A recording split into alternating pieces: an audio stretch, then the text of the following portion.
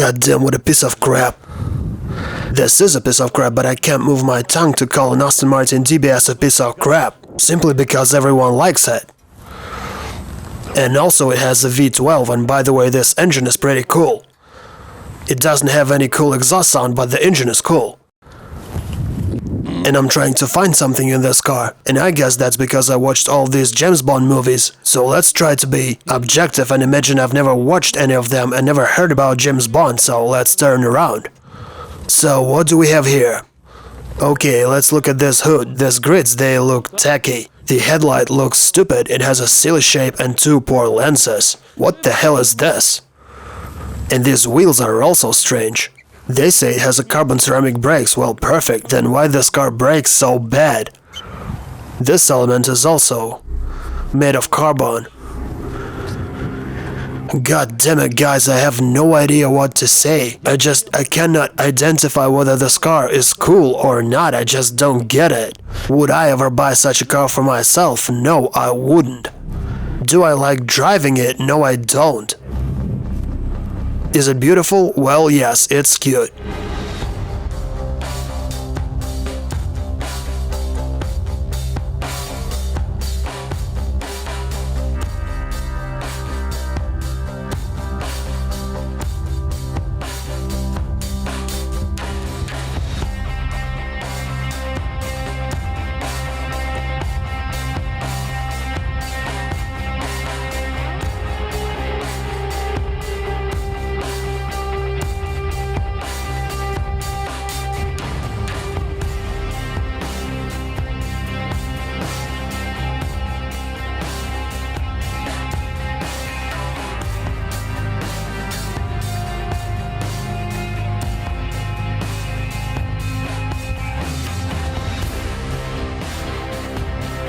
This is the coolest and the most stylish car key I have ever seen in my life. Just check it out, how it works.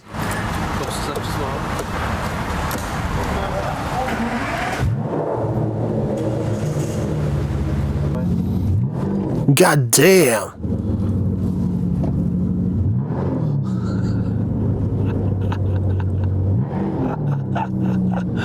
This is a goddamn Aston Martin DBS, baby. I always hated this car. And why this seat is moving by itself.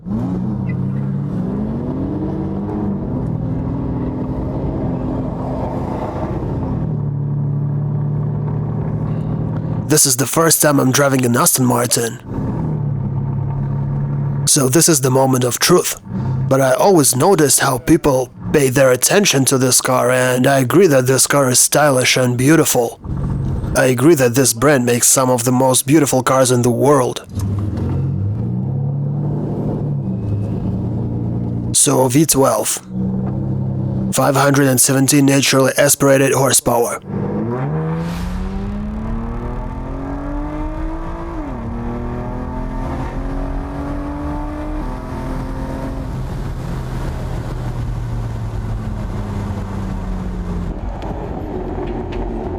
And it looks like this interior was made not by designers, but jewelers. The style is sticking from every single detail. The music is Bang & Olufsen. The Alcantara covering is super soft to touch. And it's all leather. Everything you can possibly imagine is covered with leather. The mileage is 2,878 miles. Well, this menu is pretty ancient. It's ancient both on this display and down here. The exhaust sounds wild.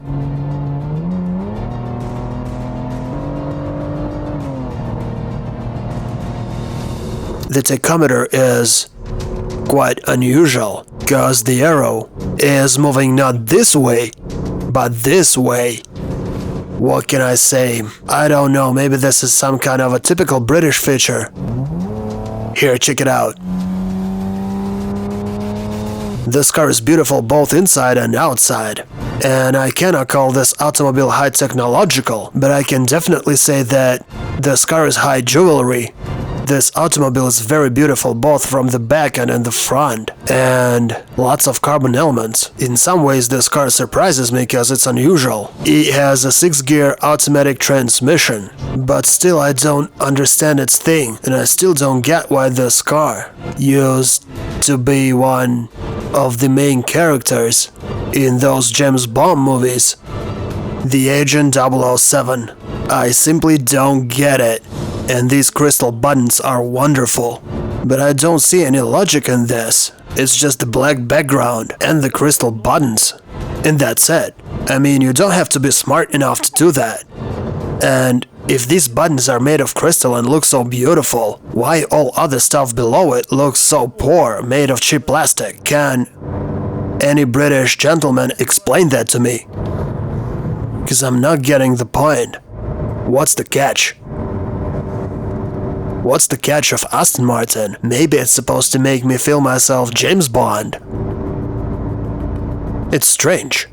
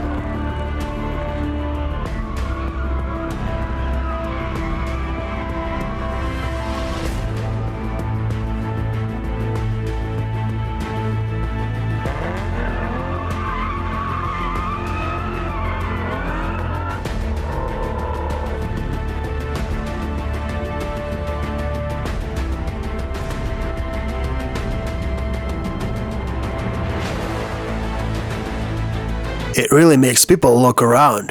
And it's this kind of reaction, wow, an Aston Martin, cool. Maybe they also expect James Bond to come out of this car. I have no idea what kind of a melody was that. And it doesn't make my heart sing. Because I don't feel this 517 horsepower. I only feel that something is screaming from behind and that's it. I don't feel all this power it's supposed to have. Maybe my feeling is already not that sharp it used to be.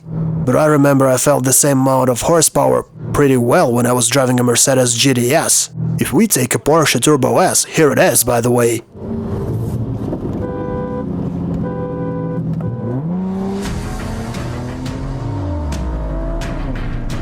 Into the space.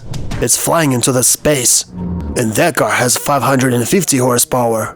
It's almost the same powerful, there's no upgrades, but it's flying into the space. You can say it has good materials. Okay, whatever. The interior is stylish. I agree, the half of it is stylish. The upper part of it is really stylish, but the lower part is not at all. Well, the clock is cute. 1, 2, 3, 4, 5, 6, 7, 8, 9, 10, 11, 12. I counted only 12 elements that are really wonderful, and I don't understand how they can coexist in the same automobile with these pieces of shit. How can it be? Can anyone explain that to me? How could they make such a stylish automobile? How could they make it so beautiful with this typical Aston Martin grille? How could they make everything so pure and luxurious? Just look at these wonderful buttons, and then put here this plastic shit. I swear to God I don't get it. And this car acts very strange. It steers strange.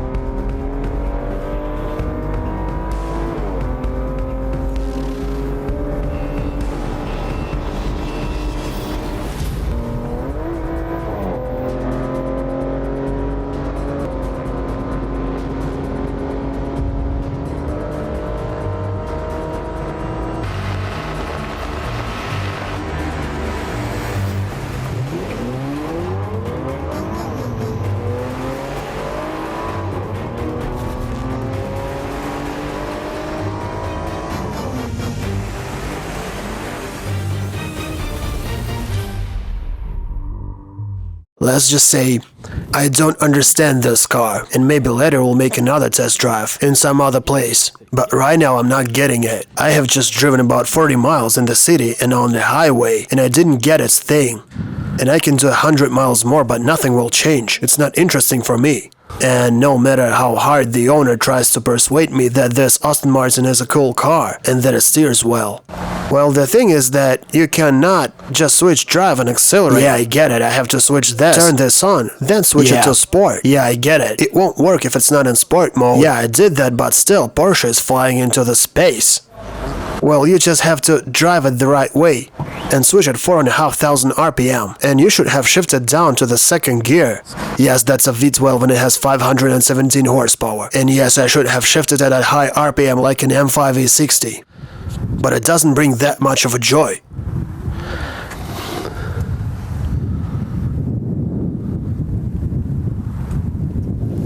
I don't like it. See you guys.